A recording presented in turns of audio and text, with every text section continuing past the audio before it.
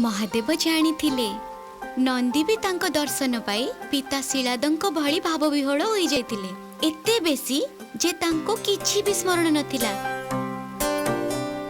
परंतु महादेवंकर नंदींक सहित मध्य भक्त शिलादंकर चिंता थिला। पुनश्च भाविनिय नहले एमिति भी ही पारे जे निजर भावावेगरे तमे निज पुत्र धर्मर पछ घुंचा देइदब।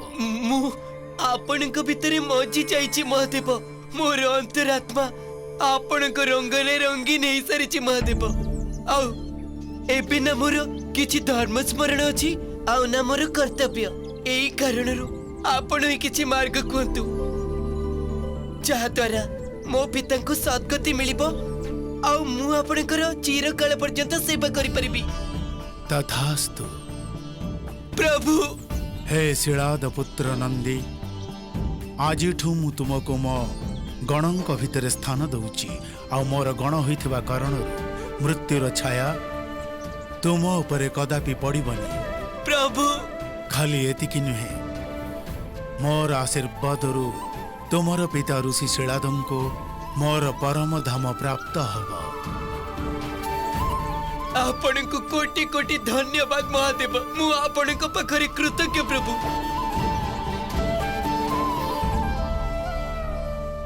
परंतु एते बड़ कृपा करी आपण मोर लोभ बढ़ाई देले प्रभु। निसंकोच माग जहा मागिबाकु चाहुच। आपणकर शत सहस्र गण अछंती, तांक मध्यरे सम्मिलित होई कदाचित मते आपणक सानिध्यर सुजोग मिलिबनी। मु आपणकर व्यक्तिगत सेवक हबा पई चाहुची, सर्वदा आपणक निकटरे रहबाकु चाहुची प्रभु। एभली गण जिए आपणक नेत्ररु केबे भी अंतर हबनी, जहा उपरे आपणकर सबठु अधिक निर्भर रहबो। मु सेई गण हबाकु चाहुची महादेव। भक्ति भाव सहित बुद्धि मध्य प्रखर तुमर, मो अतीव प्रसन्न। नंदी मो तुमको आशीर्वाद करुची जे आजि ठारू तुमे मोर वाहन हब। आजि परठू ना केवल तमे अजर अमर हब, परंतु सदा सर्वदा कैलासर रक्षक है मो सहित ही रहिब। महादेव प्रत्येक शिवालय बाहर तुमको उपयुक्त स्थान प्राप्त हब। आउ जदि केही भी भक्तगण तम द्वारा मो पाखरे निजर प्रार्थना पहुंचेबे, तेबे तांकर मनोकामना अवश्य पूर्ण हब। आजि ठारू मु मोर सर्वस्व आपणक पाखरे समर्पण करुछि महादेव। आजि ठारू आपणक बिना नंदीर कोनोसी अस्तित्व रहिब नाही। हर हर महादेव।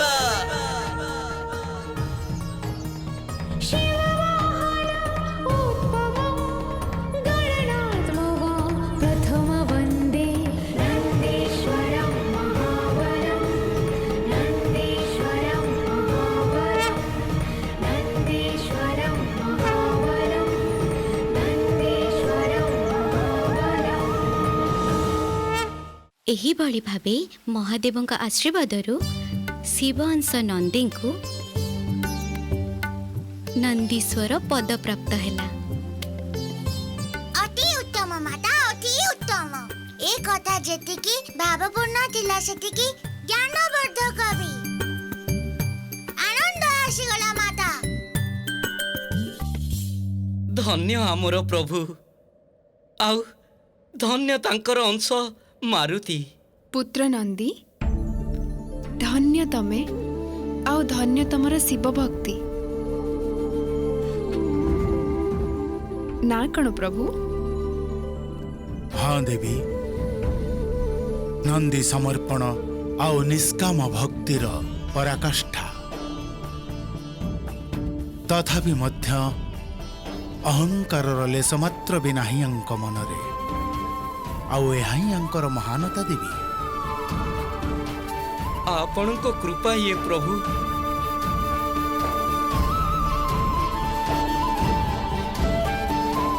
मोर तो कल्याण ही गला प्रभु, किंतु कौन मारुति से ज्ञान प्राप्त कले जहाँ पाई तांको महादेवों को एकादश मुखी सिद्धि प्राप्त होबो। ମାରୁତି, ଯଦି ତମକୁ ଏ କଥା ଜ୍ଞାନବର୍ଦ୍ଧକ ଲାଗିଛି ତେବେ କୁହ, ତମକୁ ଏ କଥାରୁ କ'ଣ ଶିକ୍ଷା ମିଳିଛି?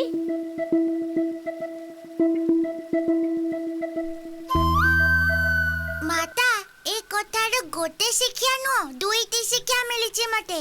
ଦୁଇଟି? ଆଚ୍ଛା, କ'ଣ କ'ଣ କହିଲ? ସର୍ବପ୍ରଥମେ ଏଇଆ ଯେ ପ୍ରକୃତ ଭକ୍ତର କେବେ ବି ପତନ ହେଇନଥାଏ। ପୁତ୍ର ମୋହରେ ପଡ଼ି ଋଷି ଶିଳାଦ ଶିବଙ୍କର ଭକ୍ତି ଭୁଲି ଯାଇଥିଲେ, କିନ୍ତୁ ମହାଦେବ ତାଙ୍କୁ ଭୁଲି ନଥିଲେ। ଆଉ ଶେଷରେ ସେ ତାଙ୍କ ଭକ୍ତ ଋଷି ଶିଳାଦଙ୍କୁ ବି ଉଦ୍ଧାର କଲେ। ଅତି ଉତ୍ତମ। ଆଉ ଦ୍ୱିତୀୟ ଶିକ୍ଷା? ଦ୍ୱିତୀୟ ଶିକ୍ଷା ଏଇଆ, ଭକ୍ତି ସେତେବେଳେ ସଫଳ ହେଇଥାଏ ଭକ୍ତ ଯେବେ ନିଜର ସବୁ କିଛି ଭଗବାନଙ୍କ ପାଖରେ ସମର୍ପଣ କରିଦିଏ, ଯେମିତି ଭାବେ ନନ୍ଦୀ ମହାରାଜ କଲେ। ହର ହର ମହାଦେବ। ଉତ୍ତମ, ଅତି ଉତ୍ତମ। ମାରୁତି ଏହି କଥାର ପ୍ରକୃତ ମର୍ମ ବୁଝି ନେଲେ।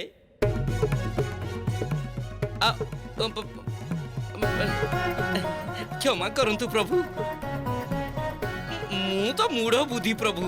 ମତେ ଉତ୍ତର ଠିକ ଲାଗିଲା ସେଥିପାଇଁ, କିନ୍ତୁ ଅନ୍ତିମ ନିଷ୍ପତ୍ତି ତ ଆପଣ ନେବେ ନା ପ୍ରଭୁ। ପ୍ରିୟ ନନ୍ଦୀ, ତୁମର ବୁଦ୍ଧି ଆଉ ଜ୍ଞାନର ସମକକ୍ଷ କେହି ନାହାନ୍ତି ଏ ସଂସାରରେ। ବାସ୍ତବରେ ମାରୁତି ତୁମର ଦିବ୍ୟ କଥାରୁ ସର୍ବଦା ଉଚିତ ଶିକ୍ଷା ପ୍ରାପ୍ତ କରିଛନ୍ତି।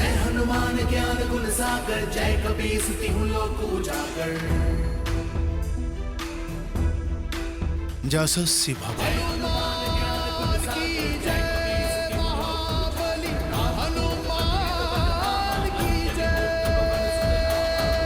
ମୋର ନନ୍ଦୀ ଅବତାରର କଥାରୁ ତୁମେ ଯେଉଁ ଜ୍ଞାନ ଅର୍ଜନ କରିଛ, ସେ ତୁମକୁ ଅତି ବିଶିଷ୍ଟ ଏକାଦଶମୁଖୀ ସିଦ୍ଧି ସ୍ୱରୂପଙ୍କ ପାଖକୁ ଆହୁରି ଏକ ପଦ ଆଗେଇ ନେଇଛି,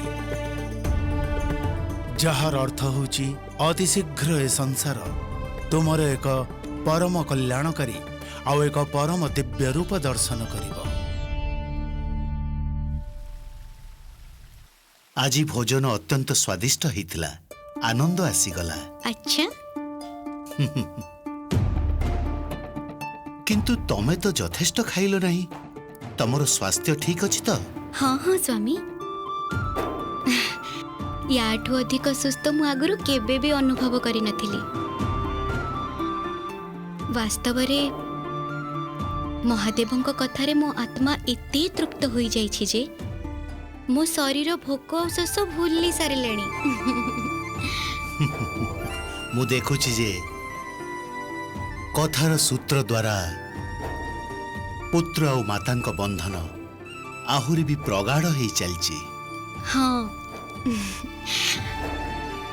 କଥା ଶ୍ରୁତି ପରେ ଯେବେ ମୁଁ ମାରୁତିଙ୍କ ମୁଖରୁ ଶୁଣୁଛି ଯେ ସେ କଥାରୁ କି ଜ୍ଞାନ ପ୍ରାପ୍ତ କଲେ, ସେତେବେଳେ ମୋ ହୃଦୟ ପ୍ରେମ ଆଉ ଗର୍ବରେ ଭରି ଯାଉଛି। କ'ଣ ସେହି ପ୍ରେମର ଏକ ଛୋଟିଆ ଅଂଶ ମତେ ବି ମିଳିପାରିବ? ଅଂଶ ହୁଁ, ଅର୍ଥାତ୍?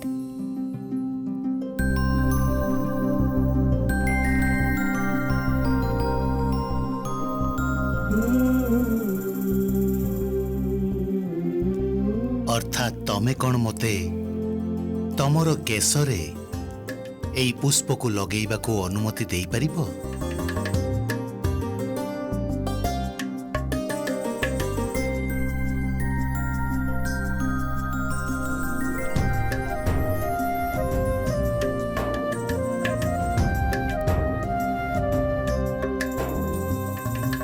ପରନ୍ତୁ ସ୍ୱାମୀ, ଏଥିରେ କ'ଣ ହବ? କିଛି ନାହିଁ। ଏଇ ଫୁଲ ବାହାନାରେ ମୁଁ ବି ମୋ ପୁତ୍ରଙ୍କ ମାତାଙ୍କର ପ୍ରେମର ସାମାନ୍ୟ ଅନୁଭବ କରିନେବି।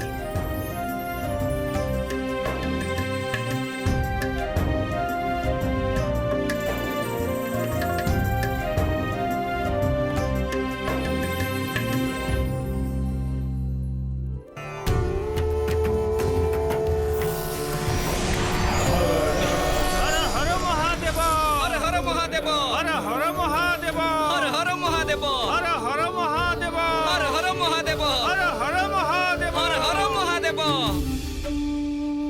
आज महादेवंकर एते सेवा पूजा कदाचित किछि विशेष कथा हेइथिबो ठीक ना नंदी माता आपण तो अंतर्यामी आम सबु गणकर यही इच्छा जे आज प्रभुंक मुखरु किछि उपदेश शुणिबु प्रभुंक मधुर बाणी आम पई अमृत माता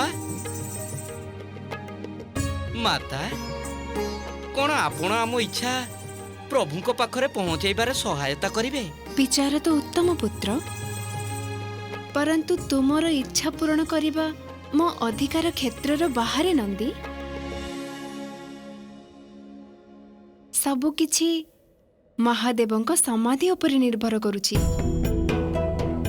ए समय रे से कैलाश रे अछंती अथवा अंतरिक्ष रे धरित्री रे अछंती अथवा समुद्र रे अछंती ए कथा तांको अतिरिक्त आउ केही भी जानि परिबेनी यह सत्य माता प्रभु तो गोटिए क्षण रे संपूर्ण ब्रह्मांड को परिक्रमा करिनियंती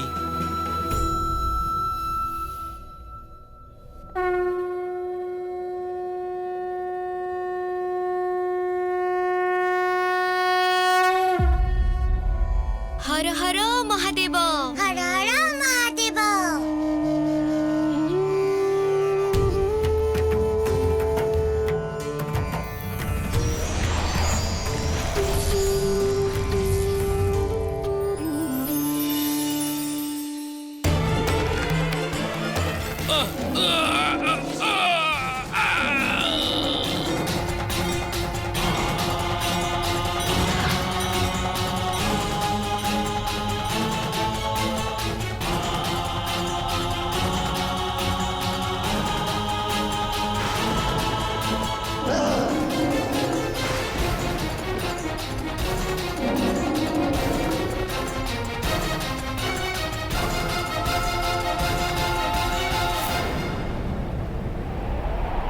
माता आजिर कथा अत्यंत रोचक मारुति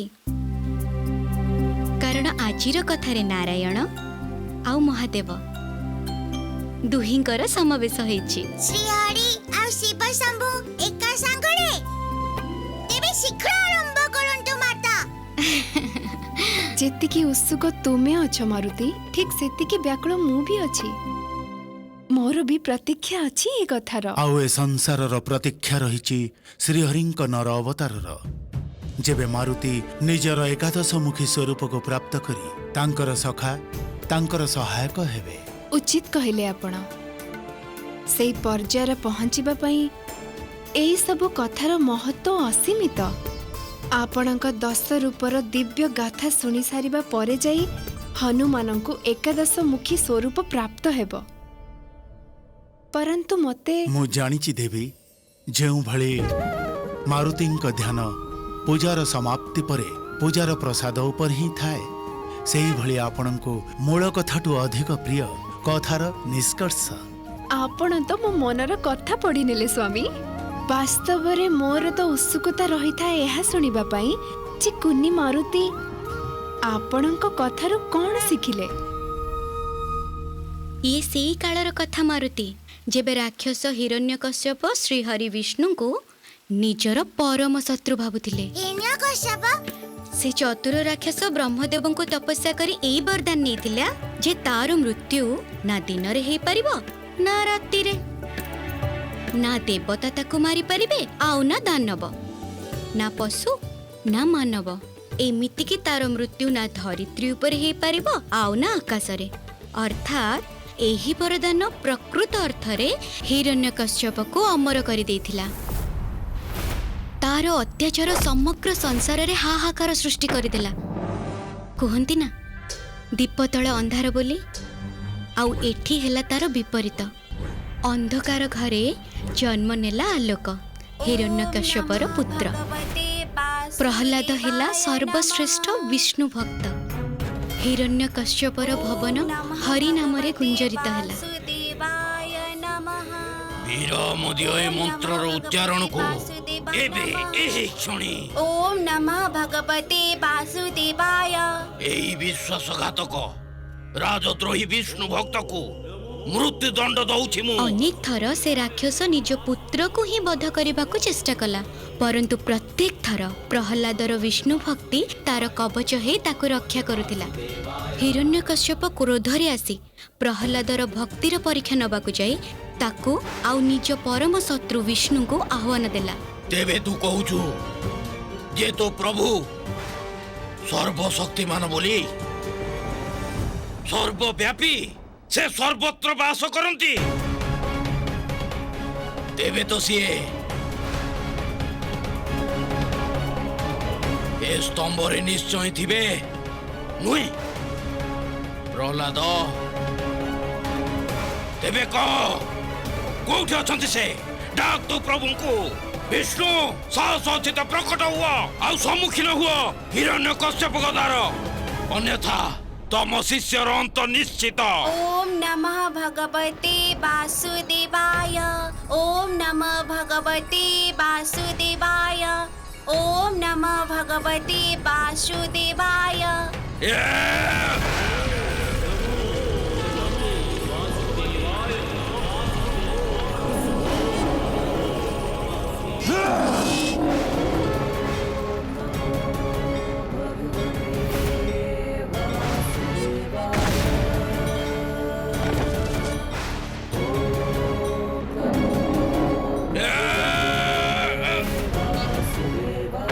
तू मते डाकुथिलु ना हिरण्यकश्यप? देख आसी जाइछि मु। संपूर्ण ध्यान रे देख, ना मु नर, ना पशु, ना मु देवता, ना दानव। ए जो समय संध्या कालर, ना ये दिन आउ ना रात्रि, आउ शेष रे स्थान चौठी तते संहार करा जाउछि। ये ना तो धरित्री ऊपर अछि आउ ना आकाश रे। ଏହି ପ୍ରକାର ହେଲା ହିରଣ୍ୟକଶ୍ୟପର ଅନ୍ତ। ଏଭଳି ଦୁଷ୍ଟର ଅନ୍ତ ଏଭଳି ହେବା ଉଚିତ ମାତା। ପରନ୍ତୁ ହିରଣ୍ୟକଶ୍ୟପର ଅନ୍ତ ହେବା ପରେ ସୃଷ୍ଟି ଉପରେ ଆଉ ଗୋଟେ ସଙ୍କଟ ଉତ୍ପନ୍ନ ହେଲା। ତାହା କଣ ମାତା? ଶ୍ରୀହରି ବିଷ୍ଣୁଙ୍କ ଅବତାର ନରସିଂହଙ୍କର ମହାକ୍ରୋଧ। ତାଙ୍କର କ୍ରୋଧ କୌଣସି ବି ପ୍ରକାର ଶାନ୍ତ ହେଉନଥିଲା। ନରସିଂହ ଅବତାରର ଭୀଷଣ ଗର୍ଜନରେ ସମଗ୍ର ସୃଷ୍ଟି କମ୍ପିତ ହୋଇ ଉଠିଲା। ସମୁଦ୍ର ଗର୍ଭ କମ୍ପି ଉଠିଲା, ଆଉ ଦେବଲୋକ ମଧ୍ୟ ପ୍ରକମ୍ପିତ ହୋଇ ଉଠିଲା। ଇନ୍ଦ୍ରଙ୍କ ସମେତ ସମସ୍ତ ଦେବତାଗଣ ଭୟଭୀତ ହୋଇ ଉଠିଲେ। ସେପଟେ ମାତା ଲକ୍ଷ୍ମୀ ନିଜ ସ୍ୱାମୀଙ୍କର ଏହି ଅବସ୍ଥା ଦେଖି ବିଚଳିତ ହୋଇଗଲେ। କିପରି ବାସୁଦେବଙ୍କୁ ଶାନ୍ତ କରିବି ମୁଁ? ତାଙ୍କ କ୍ରୋଧର ଜ୍ୱାଳାରେ ଏହି ସୃଷ୍ଟି ଜଳି ଭସ୍ମ ହେଇଯିବା ପୂର୍ବରୁ ମତେ କିଛି କରିବାକୁ ପଡ଼ିବ। ନାରାୟଣ ନାରାୟଣ। ଦେବର୍ଷି, ପ୍ରଣାମ ମାତା। ଏ କିଭଳି ବିଷମ ପରିସ୍ଥିତି ଆସି ପହଞ୍ଚିଛି ଋଷିବର? ସ୍ୱାମୀଙ୍କ କୋପ ଏ ସଂସାରର ଅନ୍ତ କରିଦେଇପାରେ। କଣ ତାଙ୍କୁ ଶାନ୍ତ କରିବା ପାଇଁ ମୁଁ କିଛି ବି କରିପାରିବିନି?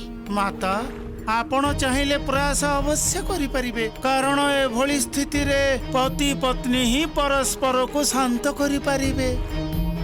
ପୂର୍ବେ ଏଇଭଳି କିଛି ସ୍ଥିତି ଉତ୍ପନ୍ନ ହେଇଥିଲା, ଯେବେ ମାତା କାଳୀ ଶୁମ୍ଭ ନିଶୁମ୍ଭ ଚଣ୍ଡମୁଣ୍ଡ ଆଉ ରକ୍ତବୀର୍ଯ୍ୟର ଅନ୍ତ କରିଦେଇଥିଲେ।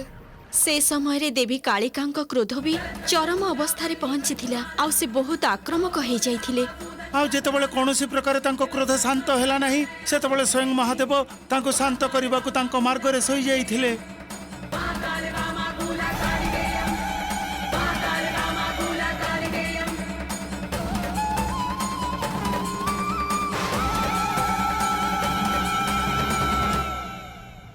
ଦୁଷ୍ଟ ହିରଣ୍ୟକଶ୍ୟପର ଅନ୍ତ ହେଇ ସାରିଛି ପ୍ରଭୁ।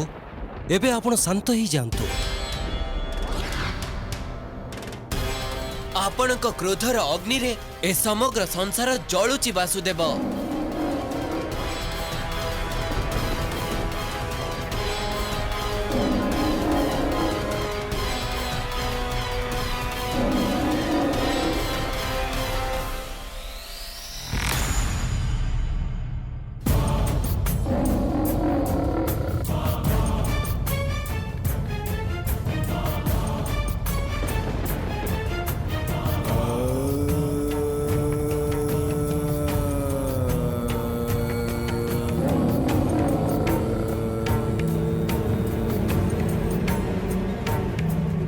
ଏ ପ୍ରୟାସ ବି ବିଫଳ ହେଇଗଲା। ନାରାୟଣ ନାରାୟଣ। ଏବେ କ'ଣ ହେବ? ଏବେ ତ କେବଳ ଗୋଟିଏ ମାର୍ଗ ଅଛି, ମହାଦେବ। ମହାଦେବ?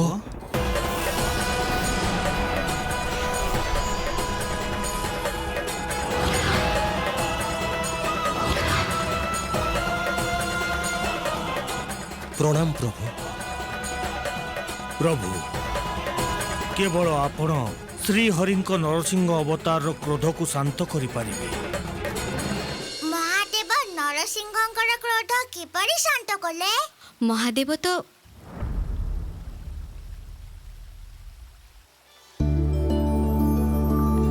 ସୂର୍ଯ୍ୟ ଅସ୍ତ ହେଇଗଲା ପୁତ୍ର। ସୂର୍ଯ୍ୟଙ୍କ ଉଦୟ ହବା ଆଉ ସୂର୍ଯ୍ୟଙ୍କ ଅସ୍ତ ହବା ଇଏ ତ ପ୍ରକୃତିର ନିୟମ ମାତା। ତମେ ମତେ କୁହ ନା, ମହାଦେବ ନରସିଂହଙ୍କ କ୍ରୋଧ କିପରି ଶାନ୍ତ କଲେ? ମାରୁତି ଆଜି ନୁହେଁ କାଲି। କାହିଁକି ମାତା? ମାରୁତି, ମୁଁ ତମକୁ କହିଥିଲି ନା ଯେ ଆମର ଏଇ କଥା ସରିତର କିଛି ନିୟମ ରହିବ। ସେଥିରୁ ଗୋଟିଏ ନିୟମ ଏଇଆ ଯେ ମହାଦେବଙ୍କର ଅବତାରର ଏଇ ଗାଥା ମୁଁ ତମକୁ ସୂର୍ଯ୍ୟାସ୍ତ ହେବା ପରେ କହିପାରିବିନି। ସେଥିପାଇଁ ଜିଦ୍ଦି କରନି। ଯାହା ତମର ଇଚ୍ଛା ମାତା, ଚାଲ।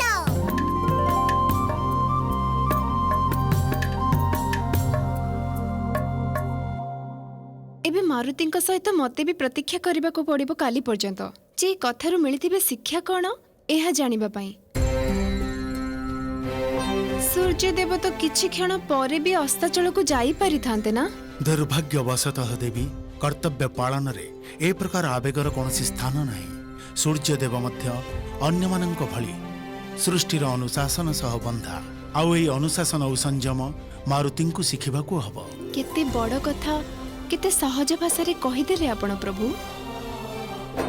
ରାମ କାର୍ଯ୍ୟର ମହାନ ଉତ୍ତରଦାୟିତ୍ୱକୁ ପାଳନ କରିବା ପାଇଁ ମାରୁତିଙ୍କୁ ବି ଆବେଗ ଆଉ ଉତ୍ସୁକତାର ଊର୍ଦ୍ଧ୍ୱକୁ ଉଠି ଧୈର୍ଯ୍ୟ ଆଉ ସଂଯମତାକୁ ପାଳନ କରିବାକୁ ହେବ। ସେଥିପାଇଁ ତ ଧୈର୍ଯ୍ୟର ଫଳ ମିଠା ହେଇଥାଏ ନା ଦେବୀ।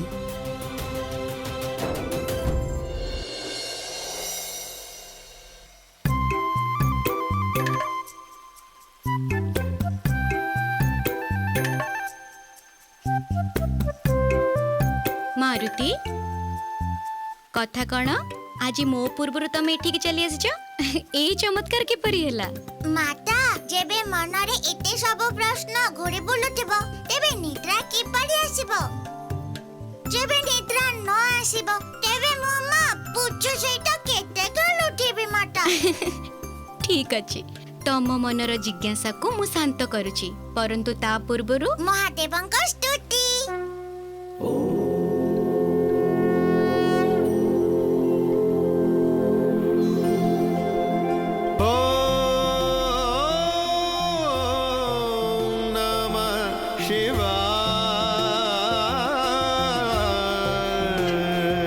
ତେଣୁ ନରସିଂହ ଅବତାରର ଭୟାନକ କ୍ରୋଧରେ ସମଗ୍ର ସଂସାର ଆତଙ୍କିତ ଥିଲା।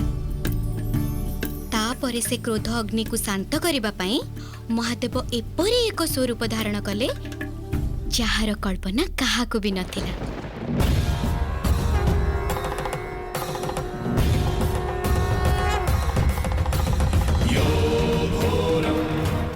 ନାରାୟଣ ନାରାୟଣ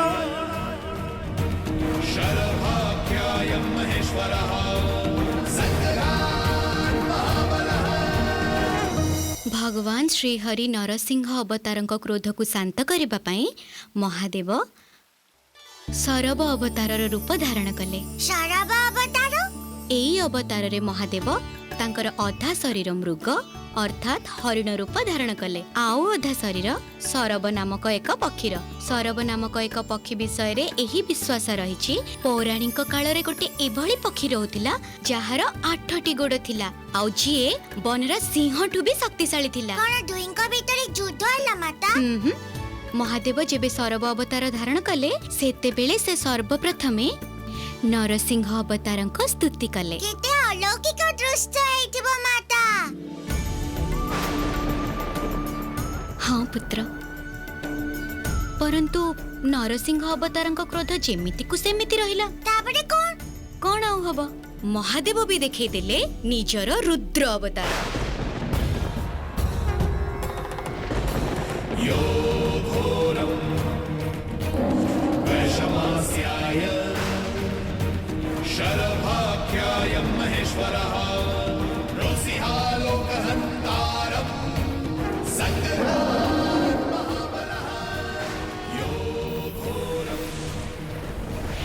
एहिभଳି ଭାବେ ସରବ ଅବତାର ନରସିଂହଙ୍କୁ ନିଜ ପୁଚ୍ଛରେ ଗୁଡ଼େଇ ବ୍ରହ୍ମାଣ୍ଡ ବାହାରକୁ ନେଇଗଲେ, ଯେମିତି ଅନ୍ତରିକ୍ଷରୁ ନରସିଂହ ନିଜେ କରିଥିବା ବିନାଶକୁ ସ୍ୱଚକ୍ଷୁରେ ଦେଖିପାରିବେ।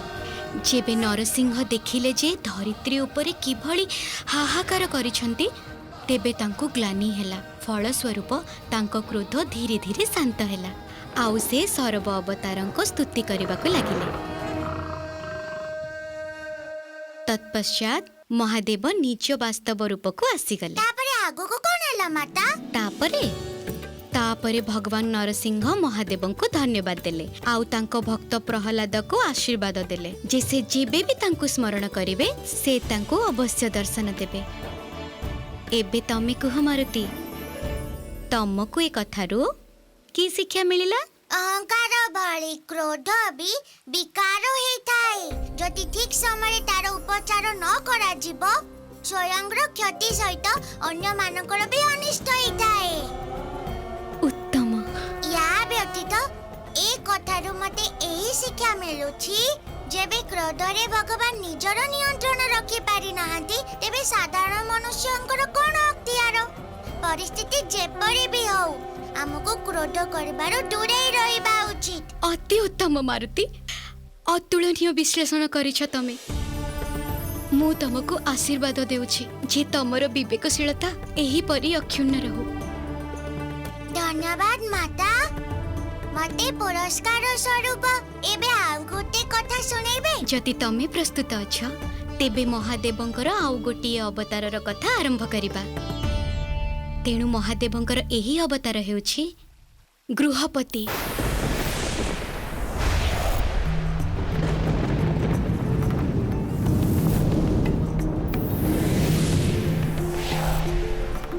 ଯିଏ ଶିଶୁ ରୂପରେ ଅବତାର ନେଇଥିଲେ। ଦେବୀ ସୁଚିସ୍ମତି, ତମେ ପ୍ରାତଃ କାଳରୁ ମୋ ସେବା କରି ଚାଲିଛ। ଏବେ ଯାଇ ତମେ ଟିକେ ବିଶ୍ରାମ କରିନିଅ। ନାଇଁ ସ୍ୱାମୀ, ଆପଣଙ୍କ ସେବା କରିବାରେ ହିଁ ମୋତେ ସୁଖ ମିଳିଥାଏ।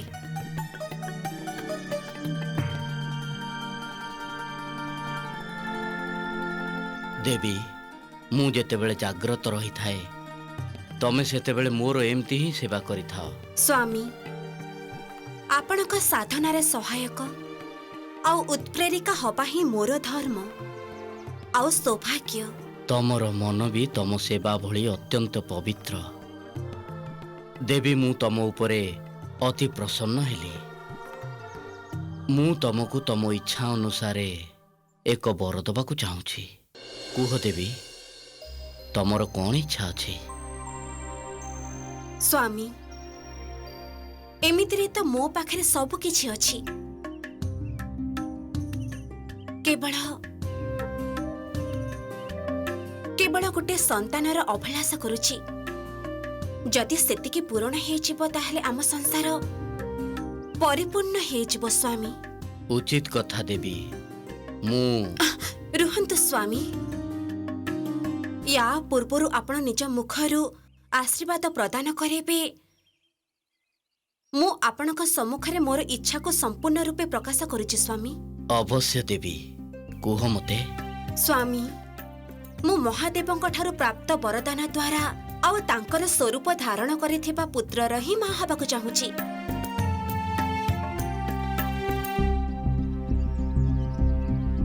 ସ୍ୱାମୀ, କଣ ମୁଁ କିଛି ଅନୁଚିତ ମାଗିନେଲି ଆପଣଙ୍କଠୁ? ନାଇଁ ନାଇଁ ଦେବୀ, ତମେ ତ ସମ୍ପୂର୍ଣ୍ଣ ଉଚିତ କହିଛ, କିନ୍ତୁ ଏହା ତ ମହାଦେବଙ୍କ କୃପାରୁ ହିଁ ସମ୍ଭବ ହବ। ମୁଁ ତୁମକୁ ବଚନ ଦଉଛି, ତମର ଇଚ୍ଛାର ପୂର୍ତ୍ତି ନିମନ୍ତେ ମୁଁ ମହାଦେବଙ୍କୁ ପ୍ରସନ୍ନ କରିବା ପାଇଁ ତାଙ୍କର ଘୋର ତପସ୍ୟା କରିବି। ଆପଣ ଧନ୍ୟ ସ୍ୱାମୀ, ଆପଣ ଧନ୍ୟ ସ୍ୱାମୀ। ଆଉ ଏଇ କାରଣ ପାଇଁ ଋଷି ବିଶ୍ୱାନର ମହାଦେବଙ୍କର ଘୋର ତପସ୍ୟା ଆରମ୍ଭ କଲେ। ତେବେ ମହାଦେବ ତାଙ୍କୁ ଦର୍ଶନ ଦେଲେ? ଭକ୍ତର ସଂକଳ୍ପ ସମ୍ମୁଖରେ ଭଗବାନଙ୍କୁ ବି ହାର ମାନିବାକୁ ପଡ଼ିଥାଏ। ଅନେକ ବର୍ଷର କଠୋର ତପସ୍ୟା ପରେ ଶେଷରେ ମହାଦେବ ତାଙ୍କ ସମ୍ମୁଖରେ ଆସି ପ୍ରକଟ ହୋଇଗଲେ।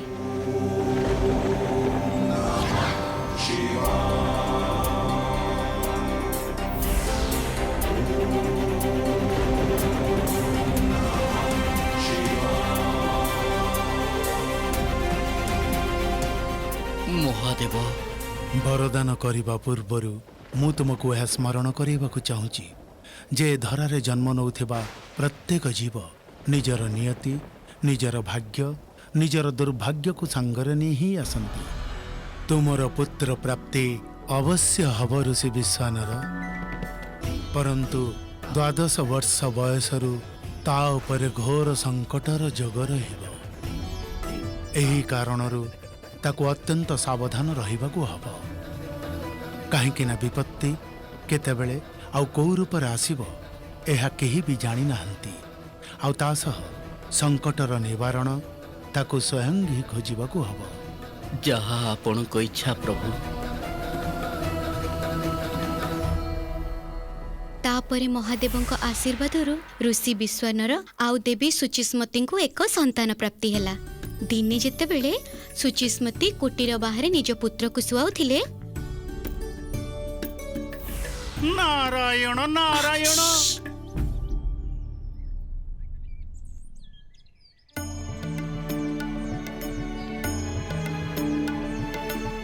କ୍ଷମା ଚାହୁଁଛି ଦେବର୍ଷି ନାରଦ, ଯଦି ମୁଁ ପୁତ୍ରର ସ୍ନେହରେ ଆପଣଙ୍କୁ ଅନାଦର କରିଥାଏ। ମାତା କ୍ଷମାର ଯୋଗ୍ୟ ନୁହନ୍ତି, ପୂଜାର ଯୋଗ୍ୟ ହେଇଥାନ୍ତି।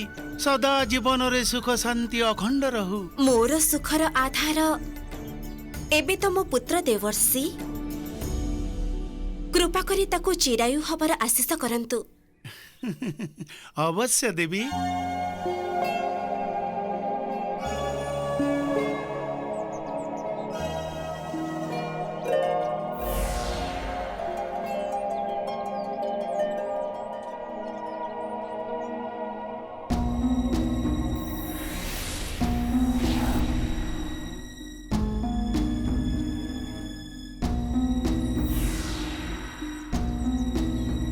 କଣ ହେଲା ଋଷିବର, ଆପଣ ଅଟକି ଗଲେ କାହିଁକି? ମୁଁ ଦୁଃଖିତ ଦେବୀ, କିନ୍ତୁ ମୁଁ ବିଧିର ବିଧାନରେ ବାଧା ସୃଷ୍ଟି କରିପାରିବି ନାହିଁ। ଅର୍ଥାତ୍ ମତେ ସ୍ପଷ୍ଟ ରୂପେ ଦେଖାଯାଉଛି ଯେ ଆପଣଙ୍କ ପୁତ୍ର ଯେମିତି 12 ବର୍ଷର ହେଇଯିବେ ତାଙ୍କ ଉପରେ ସଙ୍କଟର କଳାବାଦଲ ଦେଖାଦେବ।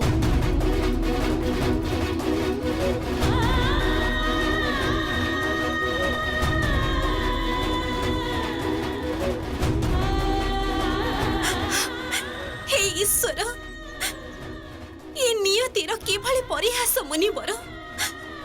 ମୋ ସନ୍ତାନ ଉପରେ ସଙ୍କଟ ଆଉ ମାତା ପିତା ସେଥିରୁ ନିବୃତ୍ତ ରହିଯିବେ। ଏହା ଅସମ୍ଭବ ମୁନିବର। ମୁଁ ତ ତଥାପି এই ବାଣୀକୁ ସହ୍ୟ କରିଯିବି, ପରନ୍ତୁ ମୋ ସ୍ୱାମୀ ତ ତାଙ୍କ ପୁତ୍ରଙ୍କୁ ବହୁତ ଭଲ ପାଆନ୍ତି। ସେ କଦାଚିତ୍ ସହ୍ୟ କରିପାରିବେନି। ମୁନିବର, ଆପଣଙ୍କୁ କେବଳ ଗୋଟିଏ ମିନତି ଯେ ଆପଣ ଏ ଦୁର୍ଭାଗ୍ୟପୂର୍ଣ୍ଣ ବିଷୟକୁ ତାଙ୍କ ସହ ଚର୍ଚ୍ଚା କରିବେନି। ଗୋଟେ ପଟେ ମାଙ୍କର ମମତା ଆଉ ଅନ୍ୟ ପଟରେ ପତ୍ନୀଙ୍କର କର୍ତ୍ତବ୍ୟ, ଆଉ ଏ ଦୁଇଟି ଭିତରେ ସନ୍ତୁଳନ ରକ୍ଷା କରିବାର ଗୁରୁଭାର ଏକ ସ୍ତ୍ରୀ ହିଁ ବହନ କରିପାରେ। ଧନ୍ୟ ଦେବୀ ଆପଣ, ଧନ୍ୟ। ନାରାୟଣ ନାରାୟଣ।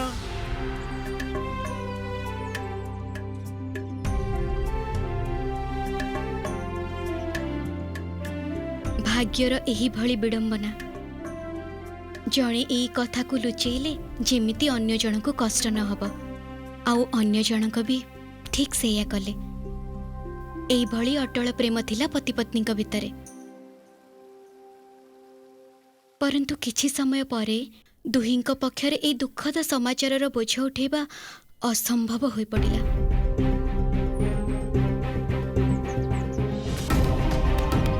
ସ୍ୱାମୀ, ଆଜି ଆପଣ ଧ୍ୟାନ କରିନାହାନ୍ତି? ଯେବେ ମନ ବିଚଳିତ ଅଛି ଦେବୀ, ତେବେ ଧ୍ୟାନରେ କିପରି ମନ ଲାଗିବ? ତମେ ବି ତ କାଲିଠୁ କିଛି ଅନ୍ନ ଜଳ ଗ୍ରହଣ କରିନାହଁ। ଆପଣଙ୍କୁ କେଉଁ ଚିନ୍ତା କଷ୍ଟ ଦେଉଛି ସ୍ୱାମୀ? କଦାଚିତ୍ ଆମ ଦୁହିଁଙ୍କ ଚିନ୍ତାର କାରଣ ହେଉଛି ଜଣେ। ଆମ ପୁତ୍ରର ପ୍ରାରବ୍ଧ। ଏକ ବିବଶ ପିତାର ଦୁଃଖ ତମକୁ। ନାହିଁ ସ୍ୱାମୀ, ଆପଣଙ୍କ କଠୋର ତପସ୍ୟା ପାଇଁ ହିଁ ସେ ଜନ୍ମ ନେଇଛି। ଆଉ ଯାହାଙ୍କ ଆଶୀର୍ବାଦରୁ ସେ ଜନ୍ମ ନେଇଛି, ସିଏ ହିଁ ତାକୁ ରକ୍ଷା କରିବେ। ତାପରେ ଦୁହେଁ ମିଶିକି ଏହା ଠିକ୍ କଲେ ଏବେ ତାଙ୍କ ପରିବାର ପୂର୍ଣ୍ଣ ରୂପେ ମହାଦେବଙ୍କ ଶରଣକୁ ଯିବେ। ତାହା ହିଁ ହବ ଯାହା ମହାଦେବଙ୍କ ଇଚ୍ଛା ଥିବ। ତାପରେ କଣ ହେଲା ମାତା? ତାପରେ ଯେବେ ତାଙ୍କ ପୁତ୍ର ଗୃହପତି 12 ବର୍ଷର ହେଲା, ତା ସହିତ ଭୟାନକ ଭୟାନକ ଘଟଣା ଘଟିବାକୁ ଲାଗିଲା। କିଭଳି ଘଟଣା ସବୁ ମାତା?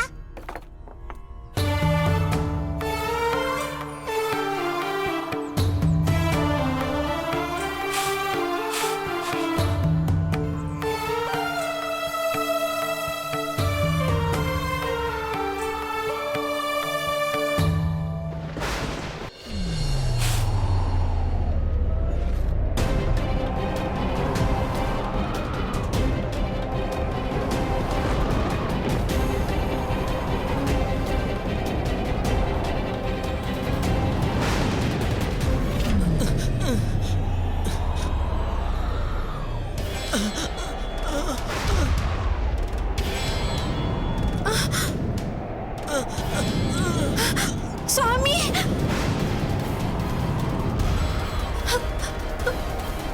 ପୁତ୍ର, ସ୍ୱାମୀ ଆପଣ ଭିତରକୁ ଯାଆନ୍ତୁ। ପୁତ୍ରକୁ ନେଇ ଆପଣ ଭିତରକୁ ଯାଆନ୍ତୁ।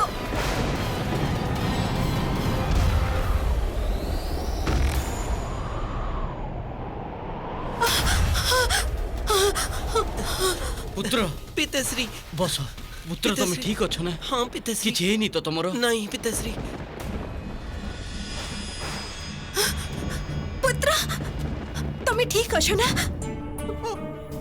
ମୁଁ ତମକୁ ମନା କରିଥିଲି ନା ଯେ ତମେ ବାହାରକୁ ବାହାରିବନି ବୋଲି। ତମେ ମାର କଥା କାହିଁକି ମାନୁନାହ? କ୍ଷମା କର ମାତା, ମତେ ଭୋକ ଲାଗୁଥିଲା ସେଇଥିପାଇଁ। ବୁଝିବାକୁ ଚେଷ୍ଟା କର ପୁତ୍ର, ଆମକୁ ସାବଧାନ ତ ରହିବାକୁ ହବ ନା। ପରନ୍ତୁ ପିତାଶ୍ରୀ, ମୋ ସହିତ ହିଁ କାହିଁକି?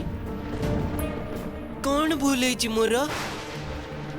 ତମର କୌଣସି ଭୁଲ ହେଇନି ପୁତ୍ର, କୌଣସି ବି ଭୁଲ ହେଇନି। କିନ୍ତୁ ଘଟଣା ତ କୌଣସି ଦିନ ଘଟିବ ନା।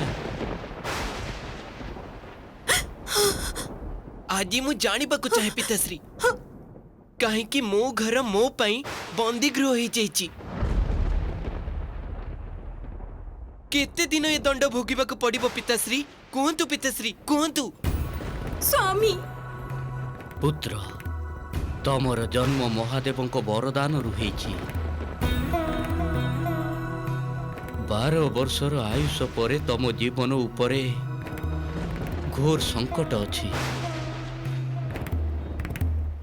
ସେଥିପାଇଁ ଆଜି ତମ ଉପରେ ଅଗ୍ନି ଆଉ ବଜ୍ରର ବର୍ଷା ହେଲା। ପୁତ୍ର, ତମେ ହିଁ ହଉଛ ମୋର ଏକମାତ୍ର ସନ୍ତାନ। ମୁଁ ତମକୁ ହରେଇ ପାରିବିନି। ଦେବୀ, ମୁଁ ଜାଣିଛି ଯେ ତମ ପାଇଁ ଏ କେତେ କଠିନ, କିନ୍ତୁ ତା ସତ୍ତ୍ୱେ ଆମ ପାଖରେ କୌଣସି ଉପାୟ ବି ତ ନାହିଁ। କ୍ଷମା ଚାହୁଁଛି ପିତାଶ୍ରୀ, ପରନ୍ତୁ ମୁଁ ଏଭଳି ଭୟଭୀତ ହେଇ ଆତଙ୍କରେ ବଞ୍ଚି ପାରିବି ନାହିଁ। ଆପଣ ମତେ ମହାଦେବଙ୍କ କୃପାରୁ ପାଇଥିଲେ। ଏବେ ମୁଁ ମହାଦେବଙ୍କର ଆଶୀର୍ବାଦରେ ମୋର ଏହି ଦୁର୍ଭାଗ୍ୟରୁ ମୁକ୍ତି ପାଇବି।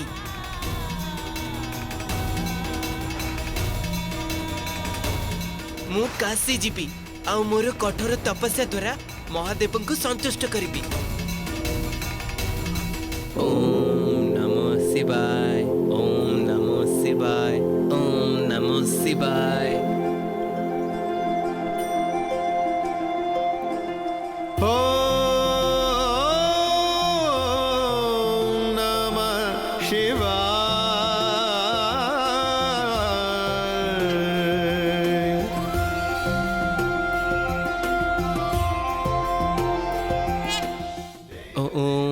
नमः शिवाय ओम नमः शिवाय ओम नमः शिवाय ओम नमः शिवाय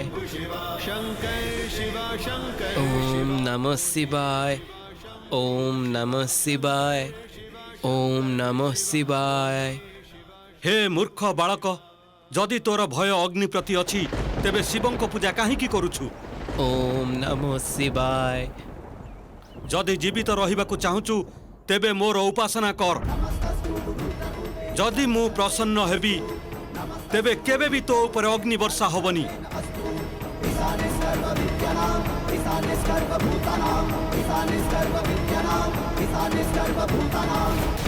ओम नमः शिवाय। तू ताहले मते अवज्ञा करूछु? ओम नमः शिवाय। ये अग्नि देवंकर अपमान। ओम नमः शिवाय।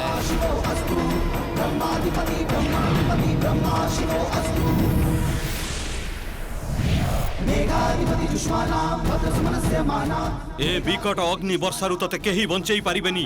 ओम नमः शिवाय ओम नमः शिवाय।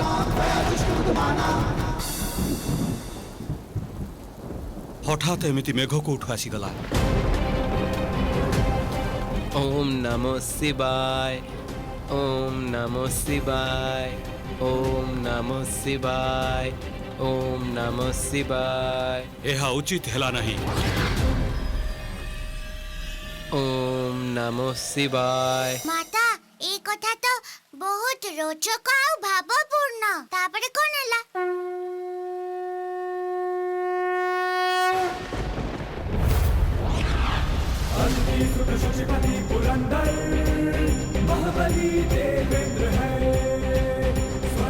अग्निदेवଙ୍କ अग्नि वर्षाରୁ ତ ତମେ ବଞ୍ଚିଗଲ ବାଳକ, ପରନ୍ତୁ ଏବେ ତମ ସମ୍ମୁଖରେ ଦେବରାଜ ଇନ୍ଦ୍ର ଠିଆ ହେଇଛନ୍ତି। ଯଦି ମୁଁ ତମର ପୂଜାରେ ସନ୍ତୁଷ୍ଟ ହେବି ତେବେ ତମକୁ ମୋର ଆଶୀର୍ବାଦ ତ ପ୍ରାପ୍ତ ହବ, ତା ସହିତ ଅନ୍ୟ ଦେବତାଙ୍କ କ୍ରୋଧରୁ ବି ବଞ୍ଚିଯିବ ତମେ। क्षमा देवराज, मोर आराध्य महादेव आउ से ही मते रक्षा करिबे।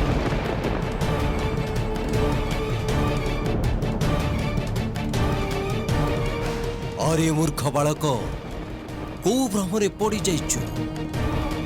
महादेव तो भली तुच्छ बालक पाई कदापि प्रकट हेबे नहीं। मते पूजा कर, अन्यथा मोर वज्रपातरे तोर मृत्यु निश्चित हेब।